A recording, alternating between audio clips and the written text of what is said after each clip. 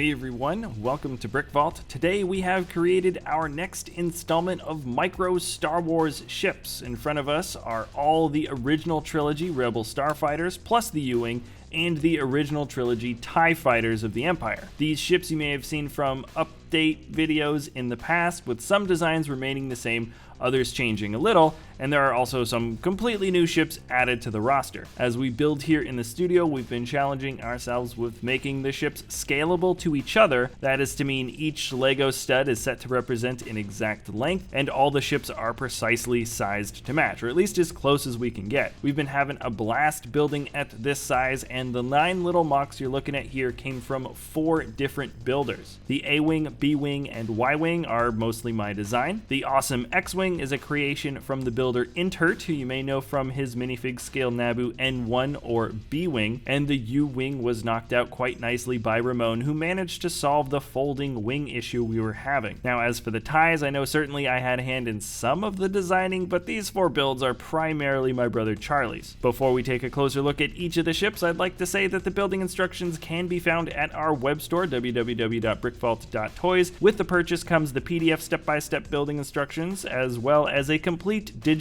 part list for instantly ordering all of the pieces that you're going to need online. We also have the parts list separated out into 5 of the same type of ship if you wanted to make small squadrons, which is just saves a little bit of time when you're actually ordering online. And also, if you would like the stands for these ships, the building instructions and parts lists are also included. I understand you may be able to eyeball a lot of how these ships come together because they're just so small, but purchasing instructions is a great way to help support the channel and all of the awesome builders that we work with. So anyways, it's definitely worth at least visiting this site. And okay, let's take a closer look at each of the Starfighters. First, I didn't put them in this order. Maybe Ramon thought it would be fun to go alphabetically. I don't know. Anyways, let's start off with the Awing, including the little stud that sticks out on the nose. It is just a hair over 4 studs long. This looks like a simple enough build, but it had many iterations before landing here. Some are builds that I saw online, and there are 1 or 2 A-Wings that I took a technique from an advent calendar Y-Wing to play around with how to stick the sides together. I prefer the small one because the sizes are a little more accurate, but a parts list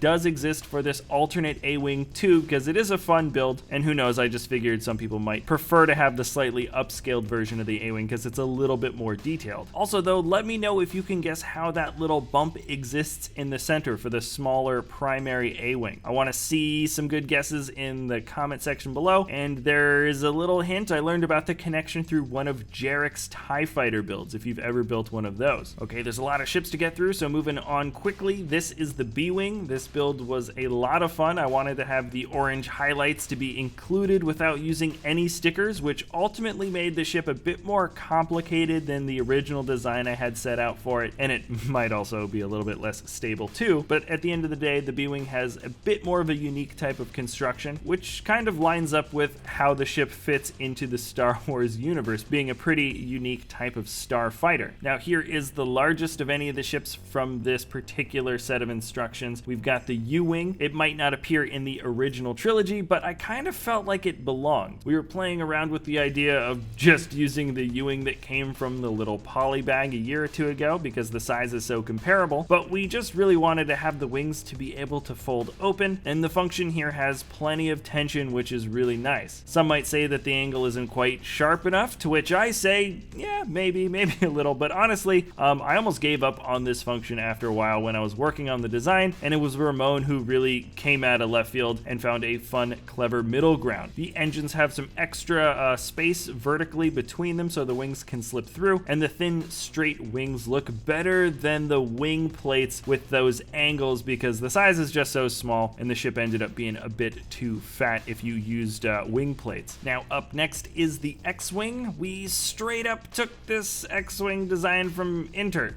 Okay, we didn't steal the design. We never steal designs. I saw it, I liked it, I built it, and talked with Intert and got permission to use it for the fleet. By the way, it is definitely worth checking out some of his designs also up in the web store. Like I mentioned before, the Bwing and N1 minifig scale ships are incredibly detailed, and most of the ships you actually see compared with the micro versions are already available in the web store. For real though, this is a clever set of connections that captures the shape of the fighter excellently. I really like the bar clips at the end of the plate pieces, and the build for the intakes as well as engines that stick out the back is very, very efficient. Okay, now finishing off the Rebel fleet, you can't forget the Y-Wing. This was a bit more difficult to get the proportions right. The design for the cockpit is actually the same as something you might have seen from an advent calendar, but it took a while to settle on the proper width of the engines. They needed to be wider than 1x1s, but definitely not bigger than 2x2s. So after a bit of deliberation on the build table, and I mean it really did take a while, I finally settled on a minifigure head and some wheels to flesh out the rest of the body. I'm embarrassed to say the yellow highlighting is done with a rubber band, but it looks pretty good and it isn't such a rare part to find. If we ever get some yellow bow ties or maybe small cat ears for minifigure head pieces, that might change in the future, but right now I'm happy with how this turned out. Also, before I move on to the Empire, all of the micro ships here scale with our Falcon and Outrider set that came out a month ago. So this is what the ships would look like in relation to each other, which is pretty fun. And at the end of the episode, I want to show you all the ships we've built so far at this scale. There's quite a bit. Also, if you made it this far in the episode and you're wondering where the snowspeeder is, yes, technically we do have a snowspeeder included for the parts list. You can see it here surrounded by a graveyard of different designs. The fact is we just couldn't get a shape small enough to be actually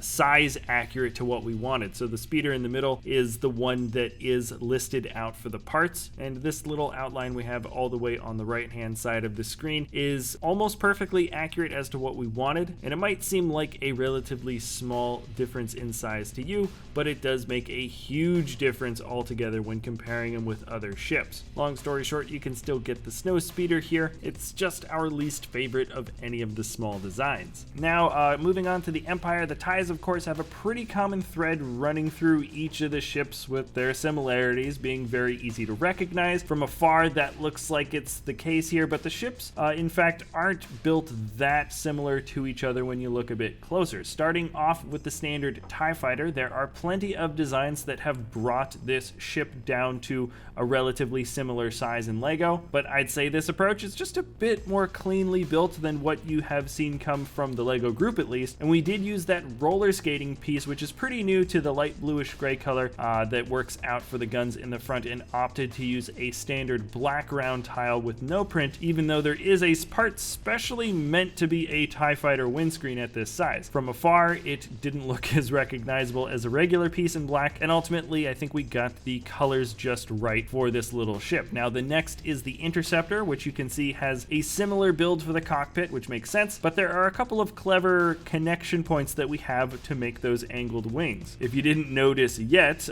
not all of the connection points in these builds are strictly legal, but honestly though, I feel like there are degrees to illegal connections, quote unquote, and I don't know yet if the community has discussed the subtleties. They probably have, and if there is a discussion thread on this on maybe Eurobricks or something, can you please link that in the comments below? Like, we definitely have cutoff points for us here in the studio on how to connect bricks, but it's more of a thing that right now we just kind of feel out. So right, technically some of these connections might be illegal, but I really do like the way those wings did come together with those droid arms. Okay, now getting back on track, this is the bomber. I was inspired by the barrel build on top of a modular creator set, and that's what led to the builds for the wings being done the way they are. Surprisingly enough though, there is friction in the joints that keeps the hinges from wobbling around, and I think they really keep the look of the 4 TIE Fighters wings very consistent on this scale throughout the different ships. Now outside of that, a lot of the connections for the body are pretty straightforward, and let's jump onto the last of the fighters. We've got the TIE Advanced. The wing design is the same, though they are closer together than the bomber, and there is a fun shift in the stud angle that get the curves of the slopes to round off the back for that TIE Advanced. So there it is for all 9 of the ships, just a little closer, and like I said earlier, here are all of the micro ships that we have currently built in the studio. Not all these designs are ours, but the scale still does fit for everything. Instructions for the Falcon and Outrider are up actually in the web store as well, and the Eagle 5 technically does come with the minifigure scale version of the model. We'd like to add a lot more and maybe do a fun spaceport mock to have all these guys displayed in the same place, occupying kind of the same space in one universe, and there are a lot of new ships we'll be making in the future. For us, it's been tons of fun playing around with this scale because you get to see how all your favorite spaceships compare with each other across the multiverse, or all the different universes that they come from. I've got a feeling that a lot of you can figure out how to build most or some of these ships by eyeballing them, but please do consider supporting the channel by getting the instructions at our web store, www.brickvault.toys. Let me know what kind of builds you guys might want to see in the future, and like always, thanks so much for watching. If you enjoy our content, you can always like or subscribe, and we'll see you next time at BrickVault.